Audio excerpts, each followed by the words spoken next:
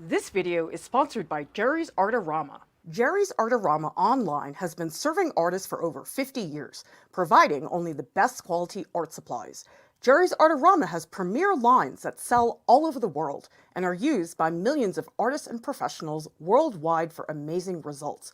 In addition to over 65,000 fine art supplies, choose from over 4,000 free art lessons, oil painting, drawing, acrylics, watercolors, mixed media, and the largest selection of new supplies professionally evaluated and created by artists for artists. Jerry's Artorama has been empowering artists since 1968. We provide reliability, better art supplies, great prices, and exceptional service. The quality of your art matters to us. Hello everyone. Today we are doing a studio hangout for artists. If you want to nerd out about art, Art Prof has everything you need, from tutorials to critiques to a community of fellow art nerds. Clara, do you want to explain a little bit about what we are doing here and how everyone else can participate? We're going to hang out and work on our own personal projects. So we would love for all of you to be in your studio working on your personal projects, and then you can all hang out with us in the Art Prof Discord in the post live streams, and we would love for everybody to share whatever artwork you're working on during the live stream, because there's a pretty broad range. Alex, can you tell us what you are working on today? Yeah, I'm working on, for scale, it's a little bit bigger than 9 by 12. But yeah, I'm working on a personal piece for a portfolio. I've recently read the first three Garth Nix Sabriel books, and I loved them. So I'm doing a kind of painting of my portfolio of one of those books, the second one called Lyrael. Lyrael? I've actually never heard the title pronounced out loud, but it was a great young adult fantasy book, and I just couldn't wait to illustrate it. So here we are. Kat, what are you up to today? I'm just doing whatever. I mean, I just found this really cute picture of my two cats, and I'm just going to draw them. And I'm using these pigment deco brushes by the Karen Marker brand, and they are paint brushes, so they are opaque, they are like paint, and I'm drawing right onto this mini canvas I have. And by the way, the markers that Kat and I are working with today have been provided by Marker Universe. Go check out their website. The links are in the video description below. They are literally a marker universe. Every type of marker you can possibly imagine. And Kat, I've never heard of these markers before. The ones that I'm using are the Karen Brush Marker Pro brush nib pens, and they come in this like beautiful box.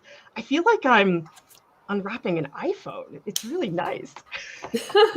Right. They really invested a lot in this packaging. It's very, very nice. See how pretty that is? Oh, that's nice. Well, so let me show everybody what the brush pen tip actually looks like. So these are made out of Japanese nylon. They're pretty flexible. They're definitely not as soft as Copics. They're a little bit stiffer, but I would also say they have a little bit of a bounce to them. But again, you have to just try it yourself. Everybody has a slightly different take. Now, Kat, yours are pigment markers, right? Right. The tip really feels like, how do I describe this? Like foam. It's very soft and, as you described, bouncy. And they're very unlike other paint markers I've used before, because for the other paint markers, you have to like press down for a bit for the ink to flow downwards. But here, you can just uncap it and start using it. You don't really need to like press anything to get the ink flowing. That being said, they do have a specific process for storing. So you have them in this box, and then they say, oops, it looks like this. They say you have to tilt it downwards first and then store it horizontally. Kat, are those markers opaque? Yeah, they are opaque. So you can just draw over everything? Yes. But wait, did you do watercolor first? Oh yeah, I should have described this. So I did do a base of acrylic. I know it looks like watercolor, but that's because I used really watery acrylic paint because I didn't want to use up a marker for like a huge swath of color. Rather, I'm going in and using the marker for little details such as the fur or the pattern in the cloth and just layering up the colors so that it will look complete. So it's to save the markers from drying out? Is that more what it is? It's on one hand, it is to save, but also it's just a lot faster to go in with a big brush and just put down a swath of color rather than have to like color in with a thin tip marker. I see. And Alex, are you using regular gouache or are you doing acrylic today? Just regular gouache today. Just my old favorite. Yeah, and this is my first like personal painting I've done in gouache in a while, which feels really nice to get back into. Well, now I need to ask you, why has it been a while? Oh, let's see. I think honestly for me it was hard, like with gearing to applying back to school for a non-art related program. I found it hard to kind of sit down and work on a portfolio piece, even though I still want to continue working as an illustrator. I just want to do other things too. I think it's because I'm very black and white in my thinking. I'm either like, I am an illustrator, I paint every day, or I am not. But the truth is a lot more complex in that, like, I'm a little bit of both. So it took me a long time to actually get excited and work on a portfolio piece to eventually be used to get me some work. So it feels really, really good to kind of turn that part of my brain back on. Because otherwise it was just doing like small commissions and private paintings for the past couple months.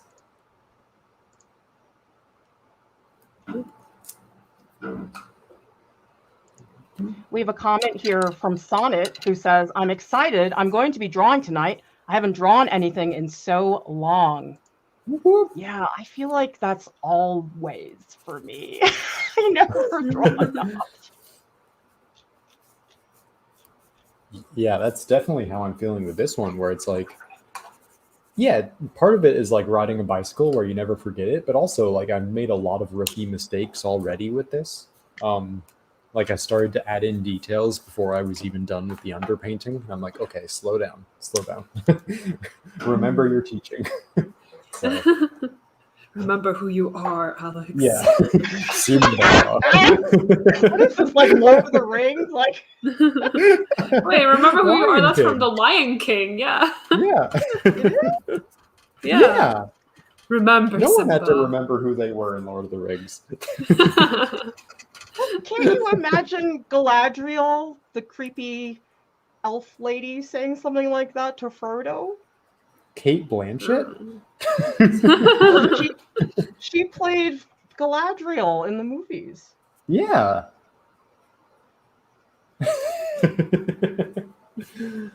I'm just now laughing if she was... Who was the guy who did the voice of Mufasa and Darth Vader?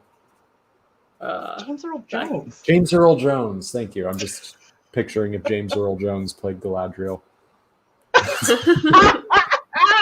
That would be awesome.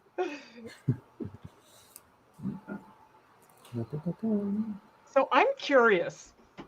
Do you guys really think it's like riding a bike when you step away from your art for a little bit? Or do you feel like you lost time and you'll never get it back? How about you answer that first, Alex? I'll do a cop-out and then I'll explain. Where the cop-out is a little bit of both. Because, yeah, like, I mean, there's no beating around.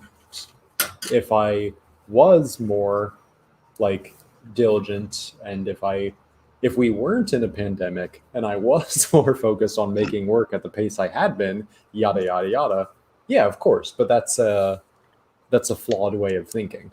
That's like saying, oh yeah, if I went to the gym every day for the past 20 years, I'd be super swole. But I didn't, so I'm not. And so you just have to stop worrying about that. And just, again, yeah, keep in mind, while they might get rusty and you have to brush the dust off, it still works. It is like riding a bike. It's just if the bike doesn't get oiled, then the chain might break. So you have to kind of take care of it, make sure the tires are inflated.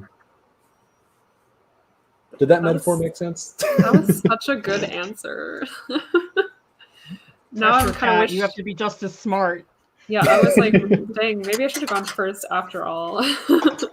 But my initial thought is like, it is like riding a bike for me, but I've honestly forgotten what it is like to be super good at a skill and just draw it spontaneously with a certain medium, so that you need to like practice to get to that point. Because I think right now my skill level is very rigid. Like I need to draw some cartoons and I will draw it for the sake of the story. It's not like my style or my inking process has evolved much. I mean, it sure has evolved, but I think it's gotten tighter as it's gotten along in time. But like, I'm pretty sure if I picked up oil painting or something, I would feel rusty, but I would pick it back up again, just like riding a bike. I hope that answered the question. I kind of gave like 2 answers to that one. Yeah, but both were good answers. Thank you. Not as good as your answer. Well, I know it because I just haven't painted in months and months and months and months. So the lost skill has given me insight into not painting. I know what it's like You to have not so much art. knowledge in that area, Alex. You have so much expertise. I gotta put that on my resume. Just proficient in not doing work and then talking about not doing that work. Is that not teaching?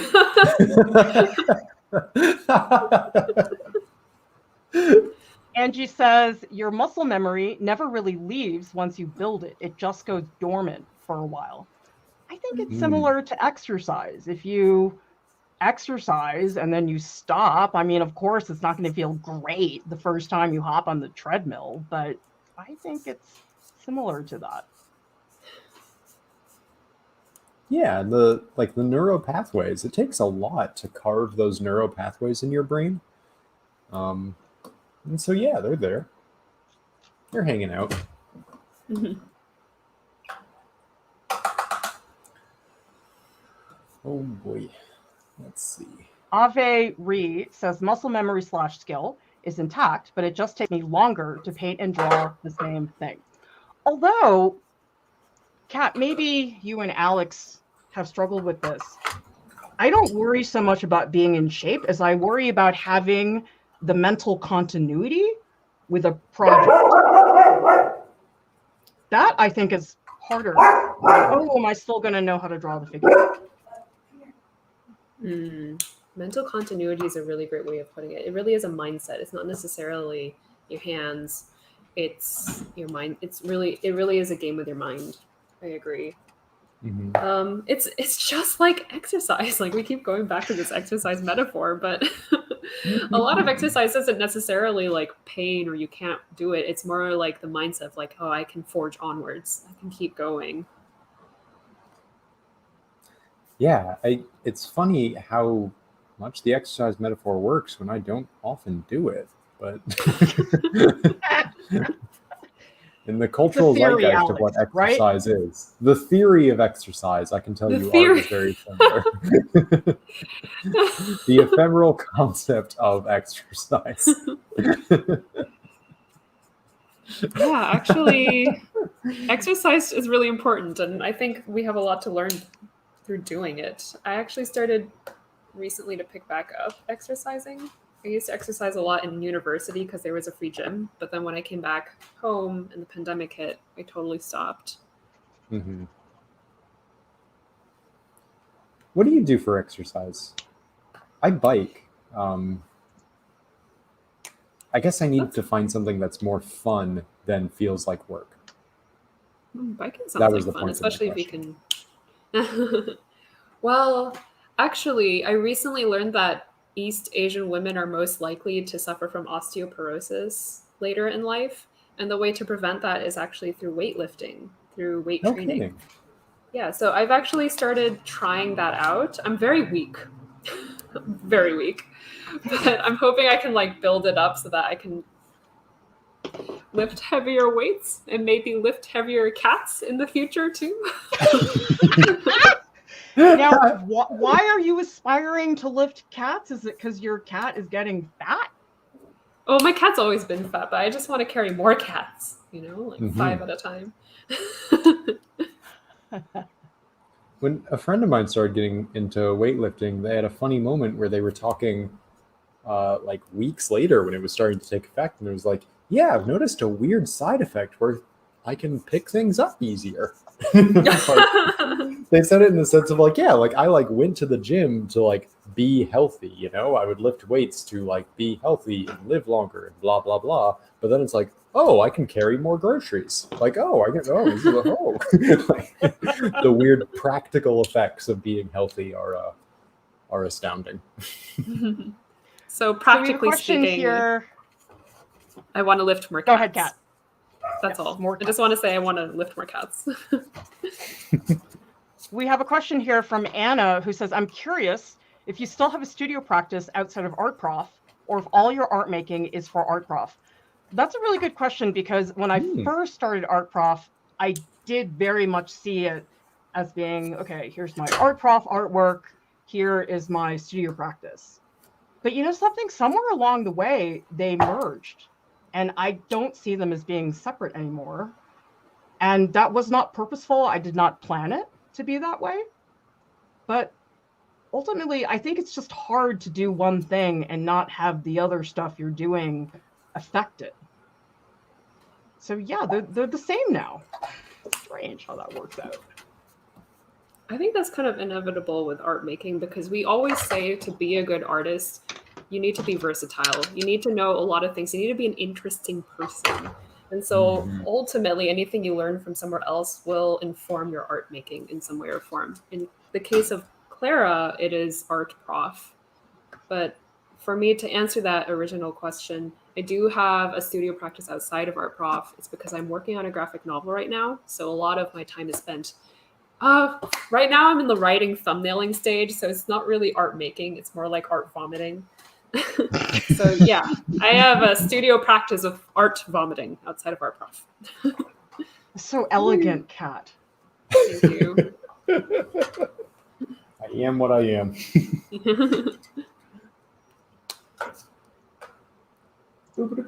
Yeah, I definitely do as well, but in a different way. Actually, no. I think in a weird way, I think I've always had them fairly separate until like right now, of working on something for personal. Like, yeah, I don't know. I think all the Art Prof work has been art I've made for Art Prof has been very much like the purpose of this is to teach, and so Right. I'm thinking about it in a different way. Well, that's the thing, is that some of the videos that I've been producing lately, yes, they are about teaching, but a lot of them have branched out into telling personal stories. Like the bread tutorial that I released did not feel like a tutorial, even though I did explain some stuff. So it's like, I don't know, it's like your work is always evolving. You have all these goals and you're like, I want to do this. And then you go and you do that thing, and then it's not exactly what you envisioned, which is not always a bad thing. Sometimes it's wonderful. I think that's my favorite part of just making art in general, is being okay with that surprise of this isn't what I pictured, but it's something different. Not necessarily better, just different.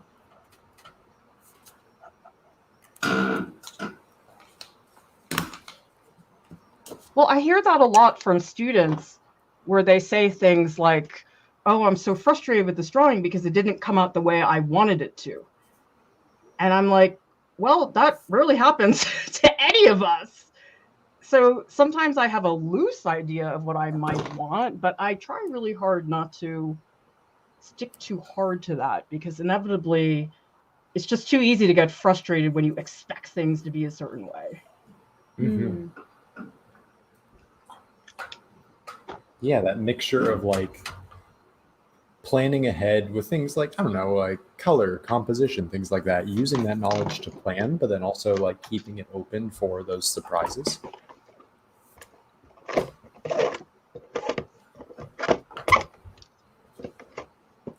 see here.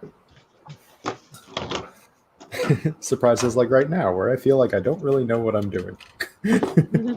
What are you doing, Alex? I don't know.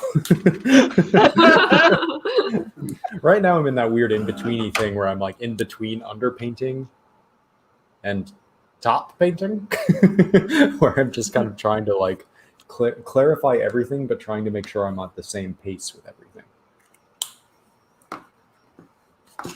Alex, Revi would like to know what kind of dog you have.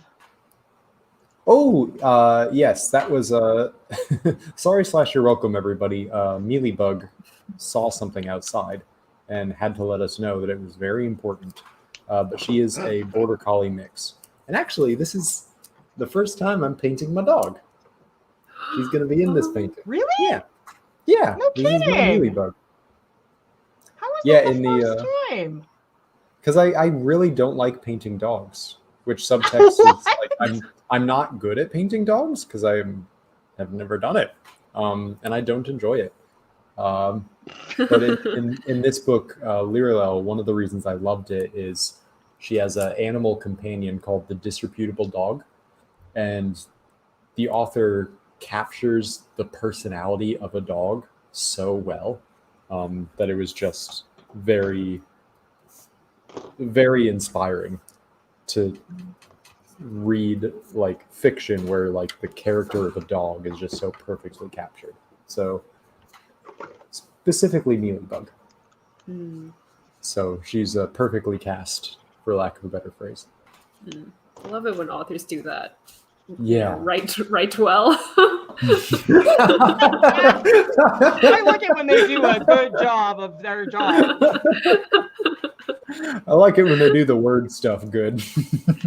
Wait, I just like saw this thing online where somebody said you can totally tell if an author writes about siblings and has never had a sibling before, because it's something like, oh, hey bro, hey sis, when siblinghood is not like that at all. You never, you like develop your own secret language with your sibling. You don't ever greet them so mundanely like that. Yeah.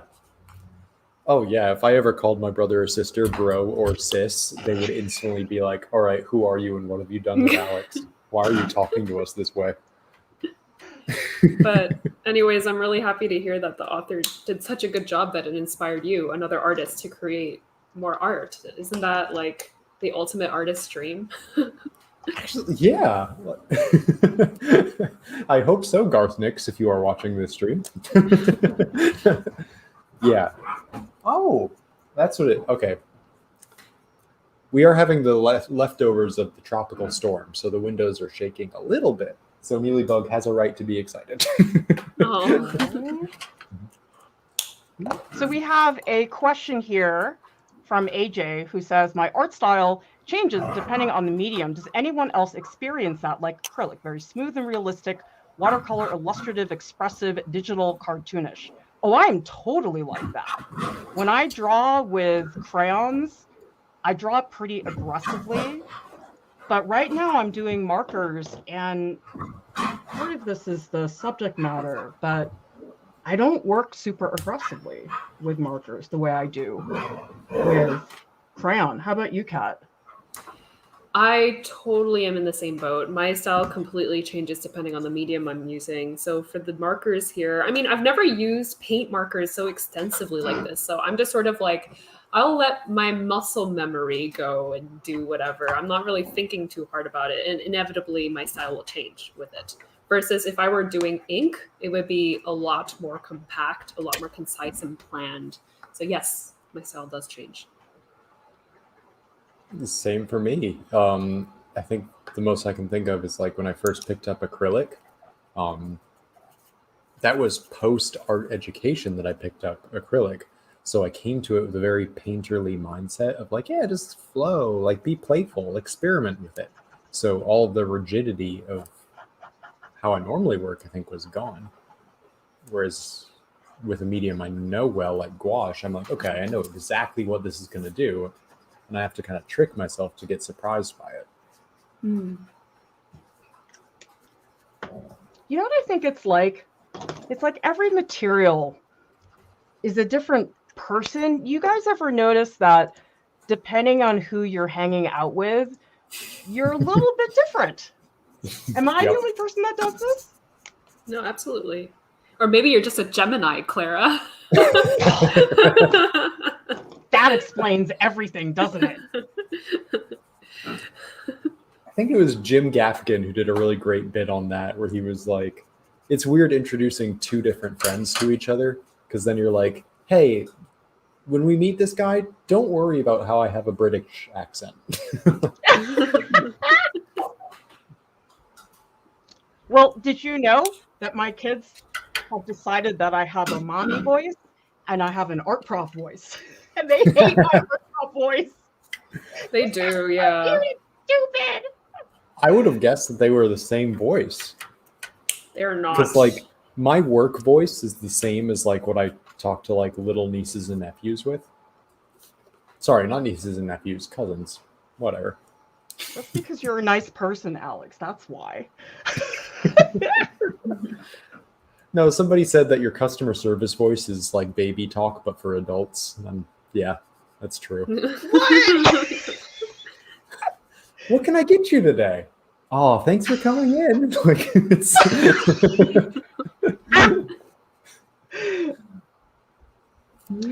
Well, I would like you to know that my 12-year-old was in writing class yesterday and had to write an example of a metaphor. And she decided to write, "My mom is a cave troll."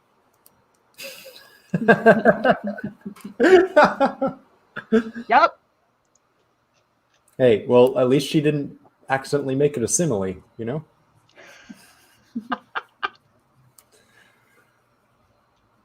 Was it just the artist trope of the cave troll, like go into the studio and like you just hear like grunting and angry noises and No, I'm pretty sure that she drew Clara sleeping, snoring. But did you see the cave that she drew, Kat? Yeah. I had a little cave.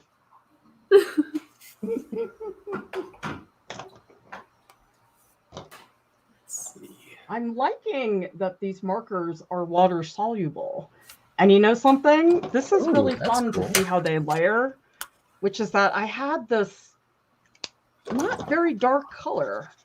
I mean, that's sort of like a mid tone or something. But I put it over the green and it really had a beautiful effect. And the thing about these markers, they don't really blend, but they definitely bleed once you put water on top. Like, Kat, do those bleed or are they just like acrylic paint where they just sit? They're just like acrylic paint, but they just sit. Okay. I mean, I'm not trying to put water with it. They didn't say anywhere that you could do that, so I'm not going to do it. But they work just fine right now.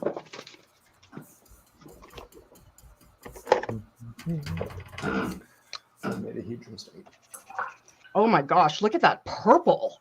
That is really vibrant and luscious. Ooh. Oh, yummy. I wish I could lick that.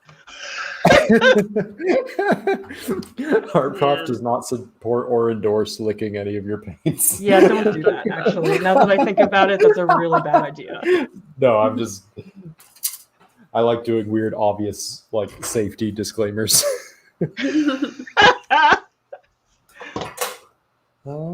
By the way, in case anybody is wondering, these flowers, again, were from the bread fairy. And people keep asking me what kind of flowers they are. I think they're tiger lilies, but I could be wrong.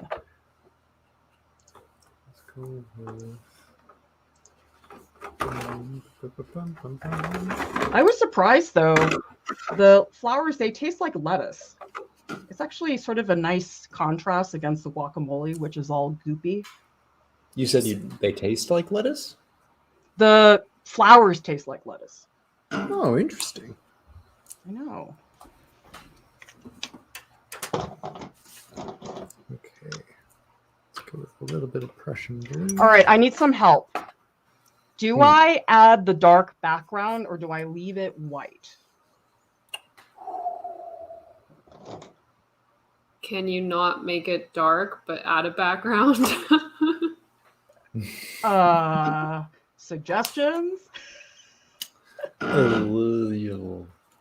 Well, Man, part what of me, what were the flowers in context with? Like, are they in a vase, or are they just like lying on a cake or on guacamole, or? Well, I have photos on the Flickr page, and some of you can go take a look, but she put them on this really flashy green iridescent plate that was so loud. And so that's why I Ooh. took some of these photos of just the flowers, because I didn't want to paint all that. But I feel kind of dumb leaving it on white background when I'm always telling people to not do that. Then why don't you just give a hint of the flashy green plate? Like, not make it flashy, but make it a more demure green plate.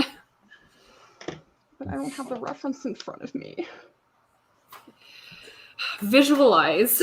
Imagination. I don't have any imagination. Help. You're on your own. I feel so abandoned. Like I'm here asking for help, and you're just not listening to me, both of you. I mean, my point is, I Go think ahead. you've gone too far with it with the white background. So now your value structure is going to be all messed up if you add a background now. So you might as well just.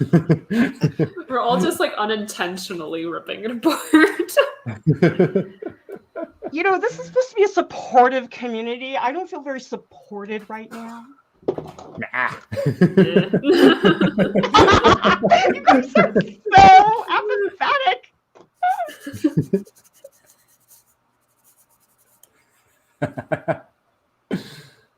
All right, crumbs, I well, made a tangent. since the two of you don't care about me, I'm just going to talk to the audience because they do care about me.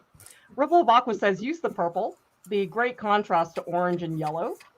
And John Murph says, I would like to see higher contrast and darker shadows if your medium allows you to do such a thing.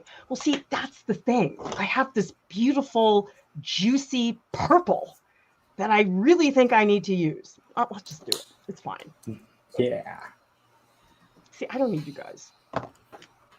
Okay. Oh my God.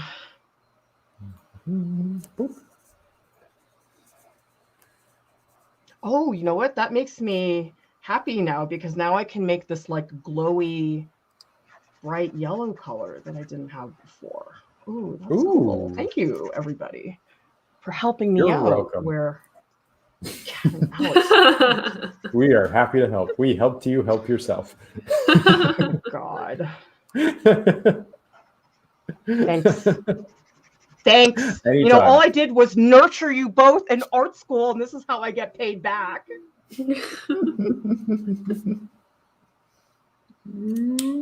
Alex, what class did you take with Clara? It was a super cool class. It was so weird, Alex. God, what was it called? It was It was such a stupid title. It was called Drawing All to Itself. That's right. That's so pretentious, but tell me more. It's so pretentious. Like, oh my God. So I know it was technically a printmaking class because it counted as a out of credit or out of major credit. But honestly, like first class started and I think it was only 4 people. It was a really small class. Very small, to the point where we weren't sure if the class would be canceled because of that. And I'm very glad it wasn't because, oh my God, like to have a whole like semester class with only 4 people, like a 4-to-1 student to teacher ratio was awesome. Like it was very cool.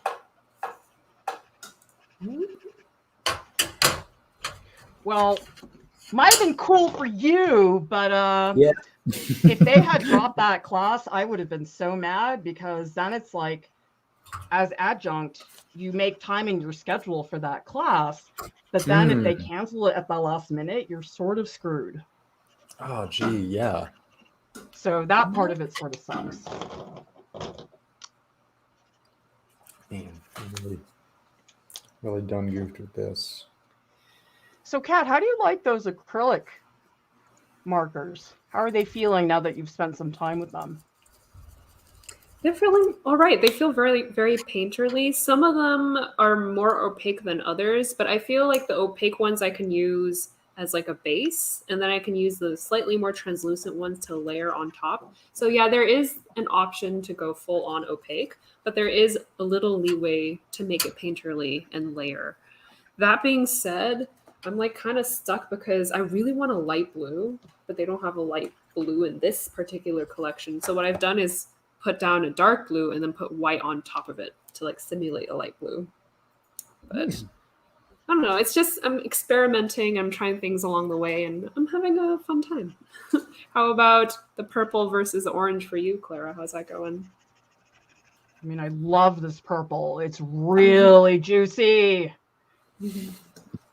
That looks lovely. Yeah, It's like a really juicy steak. Purple steak? You don't want to eat that. Thanks, Alex. You have been so helpful tonight. I am the most helpful. All things. Actually, the two of you should be happy that I'm not super polite with you, because that's what I do with people I don't like. Yeah, okay, that's real talk. Isn't that true? Somebody very much. Like if someone's like, "Oh, I'm sorry, I didn't mean to." I'm like, "Oh my god, I thought we were friends." Like Well, here's the thing. Students are exempt. They're not part of my social rules. But everybody else, if I tell you that color sweater looks really good on you, you're in so much trouble. that kind of that thing of like the there's a term for it, but it's rampant in Texas of like backdoor negativity, where is that what it is? Yeah, it's something like, "Oh, I like how you can just wear anything." Like, oh, you're so brave. Yeah, the same vein as "Bless Your Heart" or something like that. Yeah. Or like, "Oh, you're so brave. I could never leave my house without doing my hair." Like, it's like, oh, brave, really? Yeah, it's oh boy.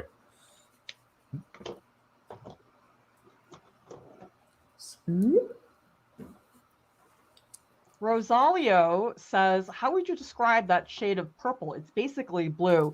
Well, you know something? My webcam thinks that purple is blue. So that's the issue. But you know what I'll do is afterwards, when we're in the Discord, I'll post a picture and then you'll be able to see the colors a little bit more accurately.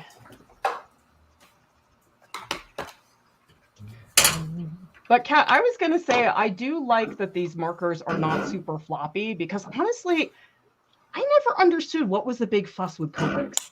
Everybody's like, oh my god, Copics! And I'm like, I don't like how floppy they are. That's fair. It's been a while since I've used them, but I know exactly what you mean. I think that they're not very suited for a painterly style like yours, Clara. I feel like they're more for very detailed, fine work, which is not your style. Or if you want to blend a lot, I feel like they would be good for that. But no, this is definitely more my style. There we go. You know what? I do feel like these paint markers are a little bit floppy, like the Copics, which isn't a bad thing. It's just a different kind of nib. Yeah, it just depends on your personal preference. Some people really like the floppiness, other people don't. And by the way, I want to give a shout out to Note. Thank you so much for the super chat. We greatly appreciate your support. Oh.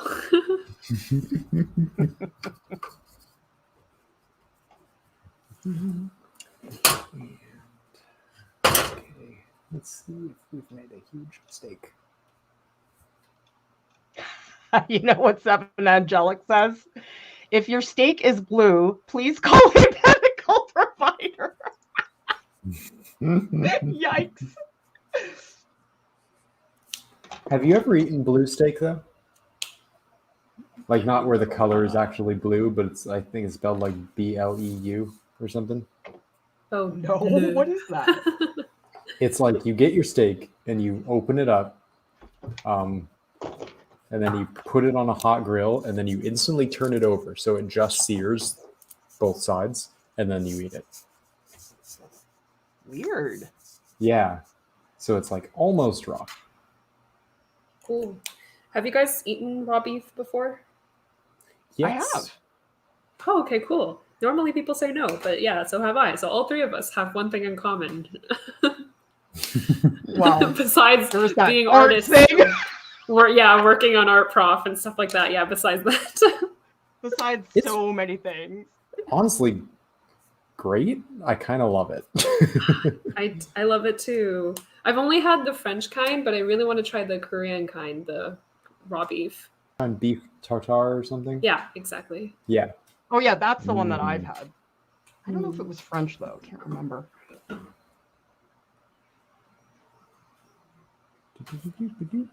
Yeah, it's kind of like it's like how you'd make a really good hamburger patty at home, but then you don't cook it. Yeah. You just dice up some onions and parsley and garlic and seasoning, and then you mash them into some ground beef, and you make a nice round little patty. And then instead of putting it on the grill, you just eat it. Yeah. That just sounds so eloquent, Nom, nom, Alex. nom, I nom, think nom. you should be a server at a Michelin-starred restaurant. You can just say, "Well, this beef tartare, it's just like, now you made a hamburger, you just didn't cook it." Yeah. What I should really do is open up a French restaurant in France. This here we call it a beef tartar. It's Tartar. great. Special uncooked hamburger. Get some escargot. Escargot. I made a comic called Dégage once, which means go away in French. And my friend walks up to it and she's like, "Oh, dégage."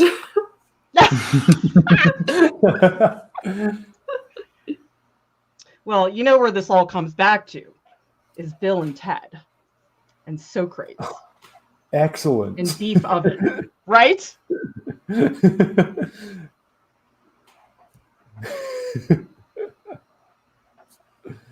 What a great movie.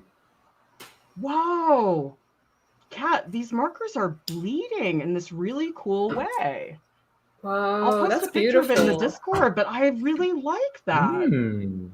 Is Is that from that just adding water?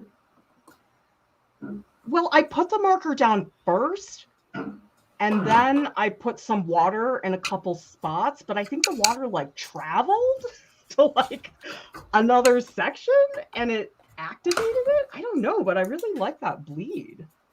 Flipping water, always traveling and stuff.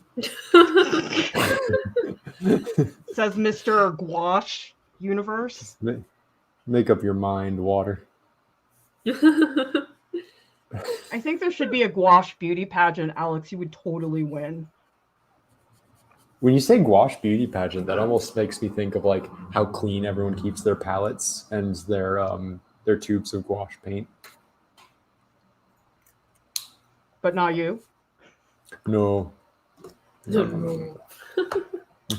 So you're not I going to am win the actually- swimsuit competition? Well, my palette might. This is a new day. I'm using a new palette for the first time since college. Wow. What? Yeah. Because, like, I mean, gouache, you can rehydrate it. So I've kept using the same palette, which I still have, by the way, because I might go back to it. But this one's really nice. It's looking like this. It's a new era, Alex. Yeah. It has pros and cons. The pro is it has a lot of small, tiny little shelves. The con is it doesn't have a lot of mixing space, which counter pro to that con. With my old palette, I just have a lot of goopy, muddy colors that have been there for decades now. And I can just be like, yeah, that green will work, which makes a very unified color palette throughout the years. So I like that this one has minimal mixing space. So for every painting, I should clean the mixing trays. so that I got something new to work with. But we'll see. I wish I discovered this bleed thing like a half an hour ago. Now I'm all into it. Well, you can save it for the next stream. Yeah, that's true. Yeah. I hope all of you will hang out with Alex and Kat in the Art Prof Discord. They're going to be in the post live streams channel, and I hope you will all go and share your personal artwork that you were working on. And a big thank you to our top Patreon supporters. You are all making sure that people all over the world have access to an art class. It's an amazing thing that all of you are giving us the resources to make that happen. So everybody, thank you so much for watching. We'll see you next time. Bye.